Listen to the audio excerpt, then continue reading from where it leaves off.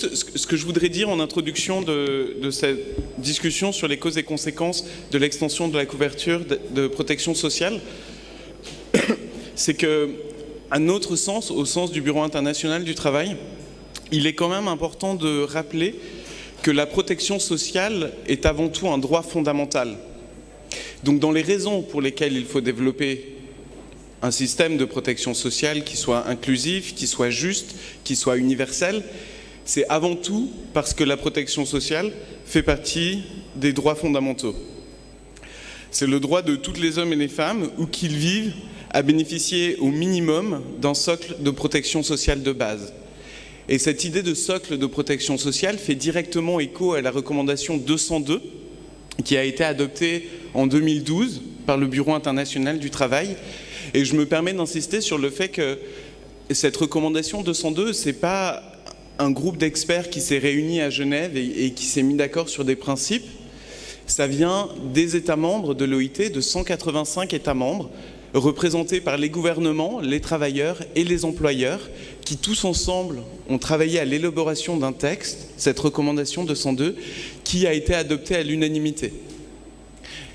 Je me permets aussi de souligner que l'idée que la protection sociale fait partie des droits fondamentaux est aussi reflétée clairement dans le cadre national ici au Maroc, puisque le préambule de la Constitution du Maroc fait mention directement de la Déclaration universelle des droits de l'homme. Donc ce n'est pas non plus un concept, une idée externe qui serait appliquée au Maroc. Au sein du Bureau international du travail, on considère aussi que la protection sociale, c'est une nécessité sociale et économique. Une nécessité économique, je pense qu'on a beaucoup élaboré depuis ce matin sur les liens entre la protection sociale et l'économie. Et notre collègue du Brésil va aussi apporter une expérience, un regard différent à cette question-là. Mais il ne faut pas oublier que la protection sociale, c'est une nécessité sociale, en cela qu'elle participe à la définition du contrat social d'un pays. Et se pose ici la question de construire une culture de la protection sociale, en particulier via l'éducation des populations. Et on va avoir la chance d'avoir une expérience de l'Uruguay très intéressante sur la question de la construction d'une culture de la protection sociale au sein d'un pays. Finalement, avant de passer la parole aux intervenants, je voudrais juste rappeler que les socles de protection sociale se définissent comme étant un accès aux soins de santé de base universel et comme étant une sécurité de revenus pour les enfants, pour les personnes en âge de travailler et pour les personnes en âge de retraite.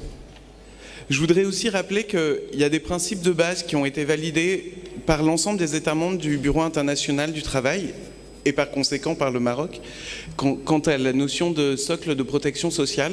C'est que le socle de protection sociale, il doit être universel.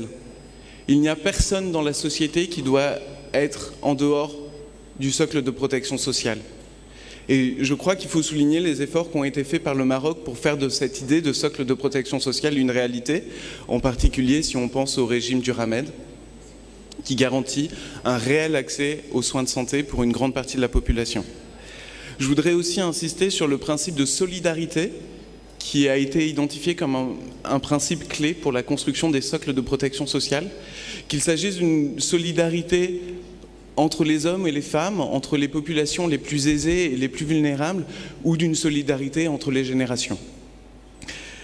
Et finalement, puisque ça a été évoqué aussi, au sein des principes qui sont mentionnés dans la recommandation 202, il y a également le principe de bonne gouvernance, de transparence des administrations en charge de la protection sociale et de participation dans l'administration des organisations de protection sociale des représentants des bénéficiaires.